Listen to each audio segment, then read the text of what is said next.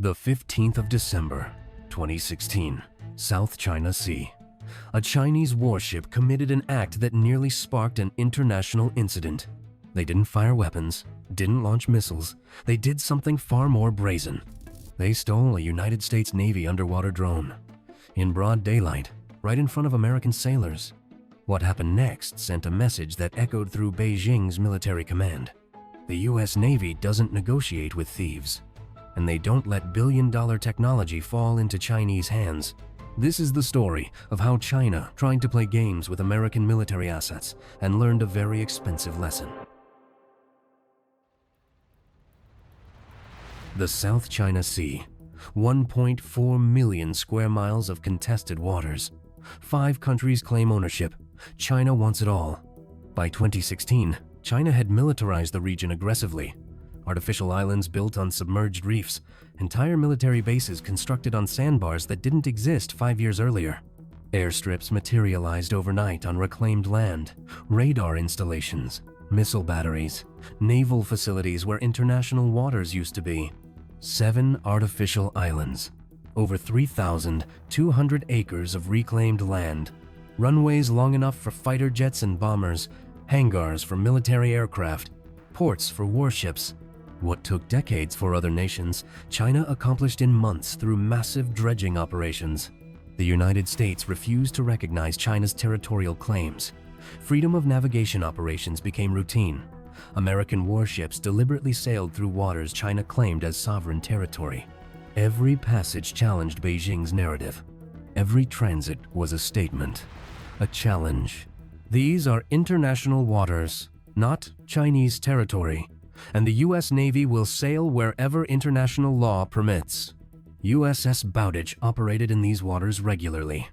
An oceanographic survey ship, unarmed, no missiles, no guns. Just scientists and sailors conducting routine operations, mapping ocean floors, measuring water temperatures, tracking currents, collecting data. Nothing threatening, just scientific research, the kind of mundane operations navies conduct worldwide.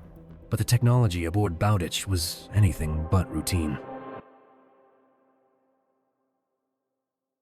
The 15th of December, 2016. USS Bowditch deployed 2 unmanned underwater vehicles approximately 50 nautical miles northwest of Subic Bay, Philippines. International waters, routine deployment. These weren't toys. Ocean glider-class UUVs, autonomous underwater drones worth millions each. Sleek, torpedo-shaped vehicles packed with sophisticated sensors. They glide through ocean depths collecting oceanographic data, water salinity profiles, temperature gradients at various depths, sound propagation characteristics, current patterns and flow rates. Why does that matter? Submarine warfare. Understanding how sound travels underwater determines sonar effectiveness. Where submarines can hide in thermal layers that deflect acoustic signals. How acoustic signatures behave at different depths and temperatures. Whether enemy subs can be detected or slip past unnoticed. Where torpedoes perform optimally. How depth charges detonate. This data is classified, highly sensitive. The kind of intelligence China would pay billions to acquire. The kind of information that determines who wins undersea warfare. Each UUV operates autonomously. Pre-programmed missions loaded before deployment. Dive to specific depths. Follow predetermined courses through the water. Collect data continuously. Surface at designated coordinates for recovery. The technology is remarkable. No cables, no remote control, just sophisticated programming and sensors guiding $1 million drone through ocean depths for hours or days at a time. The UUVs were programmed to surface at predetermined coordinates for recovery, standard procedure, done hundreds of times. Bowditch's crew prepared to retrieve them with a small boat team, routine operation. That's when the Chinese showed up. A Chinese Navy Dalang 3 class submarine rescue ship appeared on radar, Plan Nanju 510. Not a warship exactly, not equipped with missiles or heavy guns, but not a civilian vessel either. Military hull number, naval crew in uniform, operating under People's Liberation Army Navy Command. The Chinese ship maneuvered close, too close, dangerously close to Bowditch's operational area, violating maritime safety protocols, creating collision risk. One of the American UUVs surfaced right on schedule, bobbing in the waves, exactly where programmed. Orange and white markings are clearly visible. U.S. Navy identification obvious. Bowditch's small boat crew launched to retrieve it. Routine recovery operation, done countless times before. The Chinese ship accelerated, cut directly across Bowditch's path, positioned itself between the American ship and the surface drone. Deliberate, calculated, aggressive maneuvering. Then, Chinese sailors did something unprecedented in modern naval operations. They deployed a small boat, crew in naval uniforms, approached the American UUV floating in international waters, and seized it. Right in front of U.S. Navy personnel. In broad daylight, in international waters. No warning, no communication, no legal justification. Just grabbed it and headed back to their ship. The Americans watched in stunned disbelief. This wasn't an accidental recovery of unidentified equipment. The UUV was clearly marked. U.S. Navy personnel were actively moving to recover it, and Chinese sailors deliberately intercepted and took it. Chinese sailors hauled the $1 million drone aboard their vessel, secured it on deck. The orange and white UUV is clearly visible from Bowditch, clearly marked as U.S. property.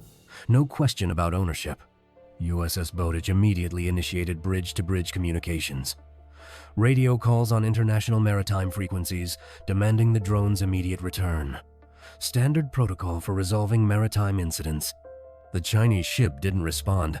Complete radio silence. They secured the UUV and began sailing away, heading toward Chinese territorial waters. Theft. Pure and simple. Of United States military property. In international waters. Witnessed by an entire ship's crew. Documented on video. Within hours, the Pentagon issued a formal protest through diplomatic channels. The language was carefully chosen but unmistakably furious. Unlawful seizure of sovereign U.S. property in international waters, not disputed waters, not near Chinese territory. International waters. The legal distinction mattered enormously under international maritime law. China's Ministry of Defense responded with bureaucratic doublespeak and manufactured justification. They claimed the drone posed a safety hazard to navigation and shipping. They were securing it for identification purposes, ensuring it didn't pose environmental risks or navigation dangers. Nobody bought it. International maritime law is clear. Unidentified objects at sea can be secured temporarily for safety, then returned immediately to rightful owners once identified. This wasn't about safety. This was calculated theft with strategic purpose. And not just theft, a deliberate provocation. Testing American resolve, seeing how far they could push boundaries, gouging whether the United States would respond forcefully or accept the humiliation quietly. The timing was highly significant. This happened during the presidential transition period. President-elect Donald Trump hadn't taken office yet. President Obama was weeks from leaving. The U.S. government in political flux between administrations. China was testing whether the United States would respond decisively during a period of political uncertainty and leadership transition. They were about to find out the hard way. The U.S. military response was swift, coordinated, and overwhelming. The Pacific Fleet issued formal demands through military and diplomatic channels simultaneously. Return the UUV immediately. Acknowledge the violation of international law. Provide assurances this behavior won't happen again. The State Department summoned China's ambassador to the United States for an urgent meeting. Private discussions turned heated quickly. Diplomatic niceties evaporated. Public statements grew progressively sharper with each passing hour. President-elect Trump weighed in via Twitter, his preferred platform. His message was characteristically blunt and direct. China steals a United States Navy research drone in international waters, rips it out of water, and takes it to China in an unprecedented act. The word unprecedented carried enormous weight. In decades of South China Sea tensions, close encounters, near collisions, aggressive maneuvers, dangerous intercepts, China had never seized American military equipment like this. Never just taken U.S. property and sailed away with it. Beijing found itself in an extraordinarily uncomfortable position. The entire international community was watching and waiting. Every major news network covering the story, allies and neutral nations alike condemning the seizure. Keeping the drone meant publicly admitting they'd stolen US military property in international waters. Impossible to spin, impossible to justify. Returning it meant backing down publicly, losing face in front of the entire world. Neither option looked appealing. Both carried significant costs. But the alternative was far worse. Escalation with the United States Navy. And the US Navy wasn't bluffing. Additional warships were already repositioning in the region. Intelligence assets refocused on tracking Chinese naval movements. Diplomatic pressure building exponentially by the hour. The message from Washington was clear. Return it now or face consequences. China blinked. The 20th of December 2016, 5 days after the seizure, China agreed to return the UUV. The announcement came through official government channels. Carefully worded to minimize national embarrassment, they'd identified the device through examination, determined it posed no threat to navigation or the environment, would return it through appropriate channels and proper procedures. The handover happened at sea. Chinese vessels transferred the UUV back to US Navy custody in international waters. No ceremony, no acknowledgement of wrongdoing, no apology. Just a quiet transfer away from cameras and media attention. But the damage to China's international reputation was already done and irreversible. They'd seized American military property in international waters in front of witnesses, triggered a major international incident that dominated global headlines, faced condemnation from allies and neutral nations alike, then backed down completely and returned it within 5 days.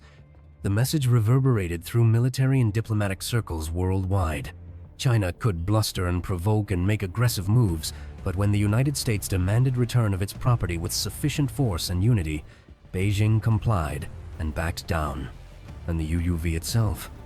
Navy personnel immediately secured it upon return, transported it under armed guard to a classified location for comprehensive forensic analysis. The question everyone in the intelligence community asked, had China tampered with it during those 5 days? Downloaded stored data from internal systems? Photographed internal components and sensor arrays? Attempted reverse engineering of advanced sensors and guidance systems? The Navy never publicly disclosed detailed findings. Operational security prevents discussing capabilities and countermeasures, but sophisticated safeguards exist for exactly this scenario. Encrypted data storage with military-grade encryption, remote wipe capabilities accessible via satellite communication, physical self-destruct mechanisms triggered if tampering is detected, anti-tamper sensors that automatically erase memory if casings are opened improperly. Whatever intelligence China hoped to extract from the captured drone, they likely obtained far less than anticipated or hoped for. This incident revealed a critical truth about how China operates in contested waters and how they adapted afterward. China didn't stop being aggressive after this international humiliation, but they stopped being clumsy. They realized that brazen theft of identifiable military equipment unites the world against them. It hands the United States a diplomatic victory on a silver platter. It generates immediate international condemnation that's impossible to spin or deny.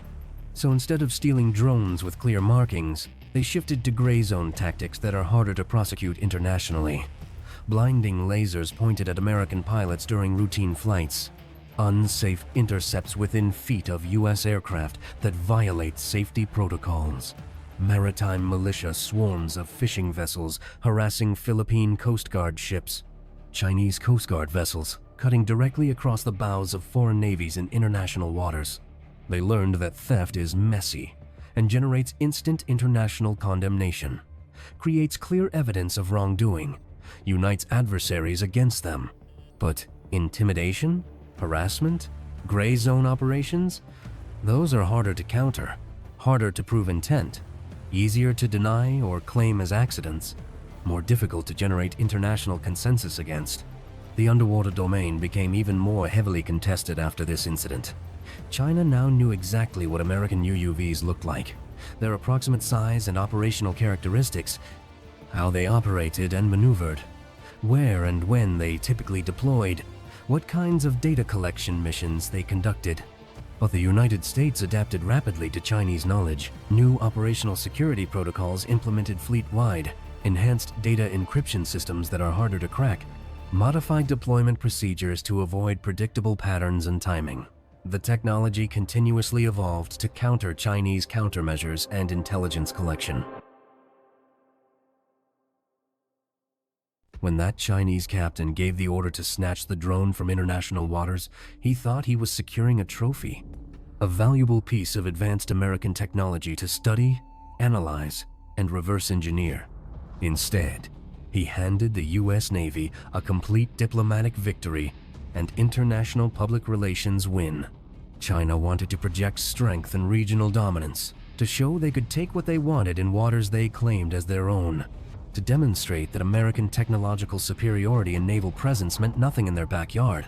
But by returning the stolen goods just 5 days later under international pressure, they didn't look like a confident superpower.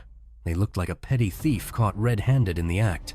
The South China Sea remains heavily contested territory.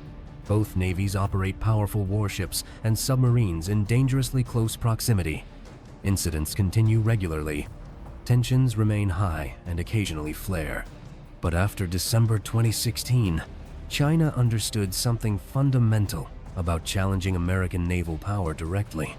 The ocean is vast and contested, but the US Navy's memory is long, and some provocations cost far more than they're worth.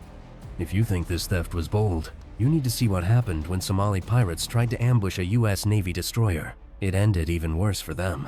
Click the video on your screen right now to watch that story next. And if you want more real military operations and the hidden stories behind naval dominance, hit that subscribe button for Battlescope. Drop a comment below with your take on this incident. Thanks for watching. Stay sharp, stay informed, and remember, you don't steal from the US Navy without seriously regretting it.